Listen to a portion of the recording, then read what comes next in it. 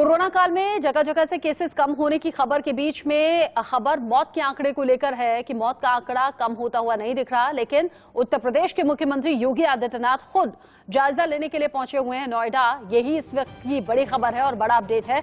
नोएडा पहुंचकर vaccination centre पर जाकर मुख्यमंत्री ये खुद से देखना और जानना समझना चाहते हैं कि कोरोना काल में किसी भी तरह से इंतजामों को लेकर कमी ना रह जाए। कोरोना के हालात पर समीक्षा बैठक भी मुख्यमंत्री करेंगे। अधिकारियों के साथ चर्चा भी होगी वैक्सीन को लेकर, स्वास्थ्य व्यवस्थाओं को लेकर। आज ही के दिन तूफानी दौरा 3 जगह का होना है, नोएडा, गाजियाबाद और फिर मेरठ पहुंचेंगे मुख्यमंत्री योगी आदित्यनाथ। तस्वीरें हम आपको दिखा रहे हैं। नोएडा पहुंचे, वैक्सीनेशन सेंटर पहुंचे, वैक्सीन कैसे लोगों को दी जा रही है इसका जायजा भी लिया।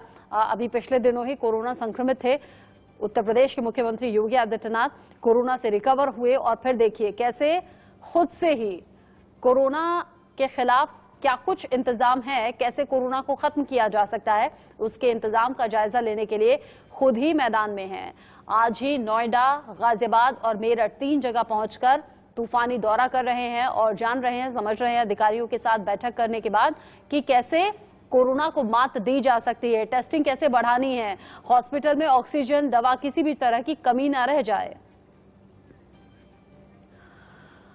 केसेस कम जरूर हुए हैं उत्तर प्रदेश से, जो कि राहत की बात है। दिल्ली और महाराष्ट्र से भी ऐसी खबर है, लेकिन उसके बावजूद कर्फ्यू को बढ़ाया गया है। कोरोना कर्फ्यू अब उत्तर प्रदेश में 24 मई तक के लिए बढ़ाया गया है ताकि और अच्छी व्यवस्थाएं हो पाएं, लोग घरों में ही रहें, कोरोना संक्रमण की चेन को तोड़ा जा सके। लखनऊ से पाबंदियां किस तरीके की हैं, ताजा हालात पर जानकारी दे रहे हैं इंडिया न्यूज संवाददाता अभिषेक। लॉकडाउन के सकारात्मक परिणाम दिखने के बाद आखिरकार उत्तर प्रदेश में फिर एक बार ये कर्फ्यू 24 मई तक बढ़ा दिया गया है। कर्फ्यू बढ़ाने के पहले उत्तर प्रदेश के मुखिया योगी आदित्यनाथ ने बाकायदे उत्तर प्रदेश के जो कैबिनेट मंत्री हैं उनसे वीडियो कॉन्फ्रेंसिंग की, प्रदेश के हालात समझे, चर्चा की और उसके बाद 24 मई तक मुहर लगा दी। मुहर लगाने के पहले उन्होंने पटरी दुकानदारों का विशेष ख्याल रखा और उसमें साफ तौर पर ऐलान किया गया कि पटरी दुकानदारों के लिए इस कोरोना लॉकडाउन में आखिरकार 1000 रुपये का भुगतान भी दिया जाएगा, जिससे उनको खान पान में कोई परेशानी न हो। हालांकि इन सारी चीज़ों के बावजूद आखिरकार जो प्रदेश की स्थितियां हैं कोरोना को लेके वो थोड़ी सामान्य हुई हैं और यही कारण है कि स्थिति सामान्य थोड़ा देखते हुए, कोरोना मीटर डाउन देखते हुए आखिरकार सरकार ने एक बार फिर 24 मई तक का ऐलान कर दिया है। वीडियो जर्नलिस्ट संस्कार मिश्रा के साथ अभिषेक सिंह, इंडिया न्यूज, लखनऊ, उत्तर प्रदेश। देखिए, कोरोना कर्फ्यू 24 मई तक इसलिए बढ़ाया गया है ताकि लोग घरों में रहें, सिर्फ जरूरी अगर काम है तो ही घरों से निकलें और इसीलिए केसेस कम भी हुए हैं। गाजियाबाद से कोरोना को लेकर ज्यादा जानकारी दे रहे हैं इंडिया न्यूज संवाददाता जतिन गोस्वामी।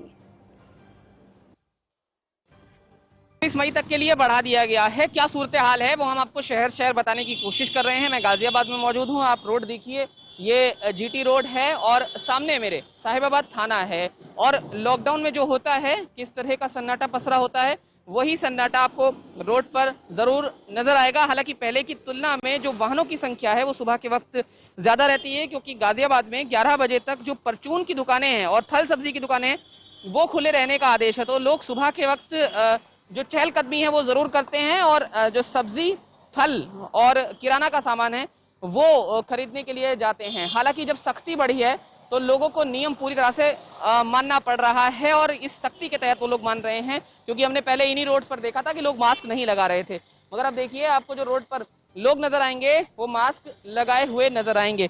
मई के पहले हफ्ते से ही यूपी में लॉकडाउन लगा दिया गया था, क्योंकि कोरोना के जो बढ़ते हुए मामले हैं वो चिंता बढ़ा रहे थे। और इस बीच ग्रामीण इलाकों में भी अब जब लॉकडाउन के दौरान जो मेडिकल चेकअप है वो बढ़ाया गया है। इसके अलावा जो कोरोना की टेस्टिंग है वो बढ़ाई गई है। वहीं आपको बता दें कि आज उत्तर प्रदेश के मुख्यमंत्री योगी आदित्यनाथ भी गाजियाबाद आ रहे हैं। पहले वो गाजियाबाद आएंगे, यहां से वो नोएडा जाएंगे और फिर नोएडा से मेरठ जाकर शाम को फिर गाजियाबाद आएंगे और अधिकारियों के साथ एक मीटिंग करेंगे, जनप्रतिनिधियों के साथ एक समीक्षा बैठक करेंगे, जिसमें वो गाजियाबाद में जो कोरोना से निपटने की व्यवस्था है उनका जायजा लेंगे, उनको समझेंगे और फिर आगे के जो दिशा निर्देश हैं वो दे सकते हैं। तो ऐसे में जो सुरक्षा से जुड़ी हुई तैयारियां हैं वो तो एक तरफ हैं ही, लेकिन स्वास्थ्य विभाग और प्रशासनिक तैयारियां जो हैं वो भी पूरे जोर शोर से की गई हैं। खासकर ग्रामीण इलाके जहां की हम बात कर रहे हैं, वहां पर टेस्टिंग बीते दिनों बढ़ाई गई थी और माना यह भी जा रहा है कि जो उत्तर प्रदेश के मुख्यमंत्री हैं वो 2 ग्रामीण इलाकों में जाकर वहां पर जायजा ले सकते हैं, वहां की स्थितियों को परख सकते हैं। कुल मिलाकर 24 मई तक फिर से लॉकडाउन बढ़ाया गया है, तो सभी लोगों को ये समझना जरूरी है कि लॉकडाउन से संबंधित जो नियम है उनको पूरी तरह से माने ताकि कोरोना को पूरी तरह से हराया जा सके। गाजियाबाद में कैमरामैन नितिन के साथ जतिन गोस्वामी, इंडिया न्यूज। आपने नोएडा, गाजियाबाद ये जानकारी ले ली, लखनऊ की रिपोर्ट भी देख ली। यूपी के उन्नाव में कई गांव ऐसे हैं जहां कोरोना का कोहरा मचा हुआ है। बताया जा रहा है कि बीते 1 महीने में 30 से 40 लोगों की जुकाम और सांस की दिक्कत के चलते मौत हो गई। उन्नाव से ज्यादा जानकारी दे रहे हैं इंडिया न्यूज संवाददाता Gaurav Sharma.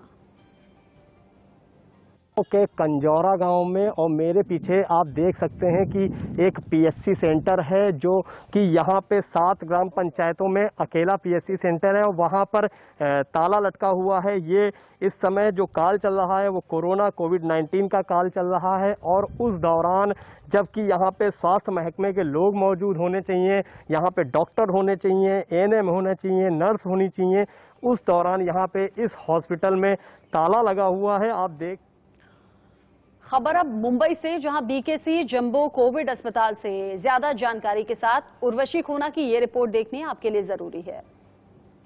BKC jumbo Covid centre अपने आप में एक बहुत ही अलग एपिटोम रहा है कोविड सेंटर टेस्टिंग टाइम्स और डिफिकल्ट टाइम्स के बीच।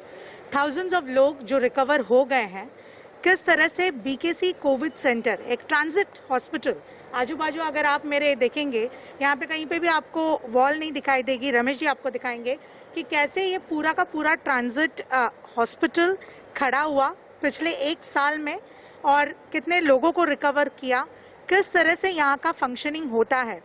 आज जब थाउजेंड्स ऑफ लोग रिकवर हुए हैं, इसका एक कहीं ना कहीं फ्लो पार्ट है जो हमें अब डॉक्टर राजेश देरे बताएंगे जो डीन है यहाँ के। सर, ये अपने आप में एक बहुत बड़ा एपिटोम है, thousands of patients getting recovered in one transit hospital.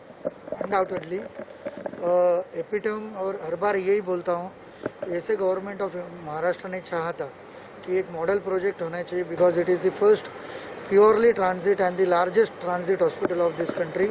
वो आज हम एश्योरेंस से कह सकते हैं बीकेसी से कि वो हो चुका है।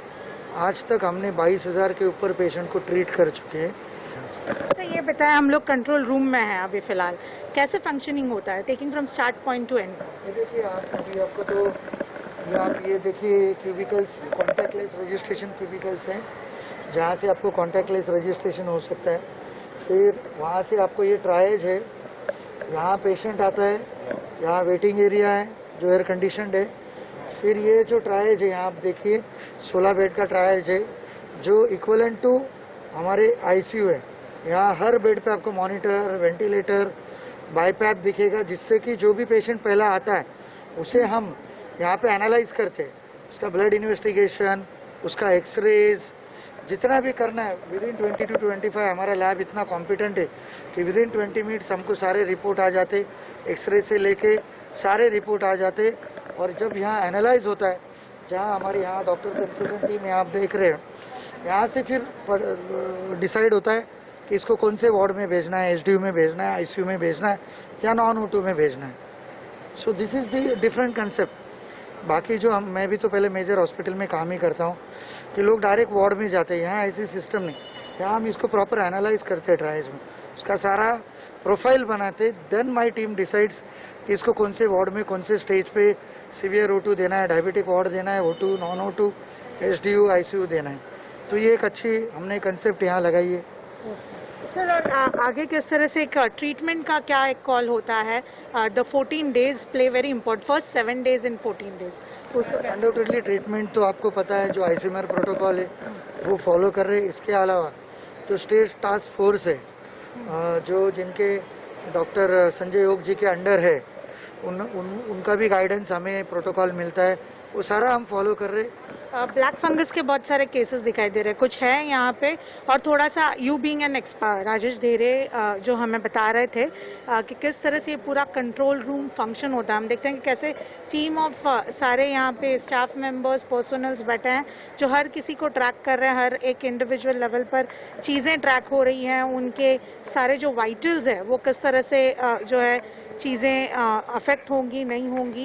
इतना ही नहीं, कितने एक्टिव केसेस है, कितनों को डिस्चार्ज मिला है, ये पूरा डैशबोर्ड आप लोगों के सामने, वेकेंट बोर्ड्स कितने हैं, वेकेंट बेड्स कितने हैं, इन सारी चीज़ों के डिटेल्स जो है इस पूरे कंट्रोल रूम में दिखाई दे रहा है। ये इसी तरह का पूरा बीकेसी रूम है जहाँ पे हम फिलहाल, ये कंट्रोल रूम है जो आपके सामने हम आप नज़ारा देख रहे हो, और इसी तरह से ये ट्रांजिट हॉस्पिटल कन्वर्ट हुई फर्स्ट वेव के दौरान और अब सेकंड वेव में भी आगे काम कर रही है। मुंबई से कैमरा पर्सन रमेश के साथ मैं और बशिखोना, इंडिया न्यूज़ के लिए। हमने इस कोरोना की दूसरी लहर में वो वक्त देखा है जब लोगों को बेड नहीं मिल रहे थे, ऑक्सीजन नहीं मिल रही थी, दवा इंजेक्शन नहीं मिल रहे थे। ऐसे में जब इस तरह की खबरें आती हैं, अस्पतालों से जुड़ी हुई, बेहतर व्यवस्थाओं से जुड़ी हुई, तो कम से कम सुकून मिलता है। इसी खबर के साथ छोटा सा ब्रेक, लौटेंगे।